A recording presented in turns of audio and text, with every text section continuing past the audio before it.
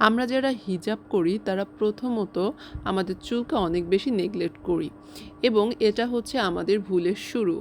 কেননা যখন আমরা হিজাব করা শুরু করি চিন্তা করি যে আমাদের চুলটা তো ঢাকায় থাকবে, কেউ তো দেখবে না।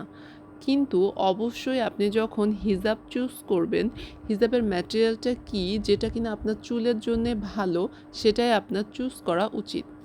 এয়ারি যে জার্সিটা আমরা দেখাচ্ছি এই জার্সিটা প্রাইসটা তুলনামূলক একটু বেশি, কেননা এটা একদমই অর্গানিক একটি ফেব্রিক থেকে তৈরি হয়, যেটা কিন্তু ইকো ফ্রেন্ডলি এবং আপনার চুলের জন্য খুবই ভালো।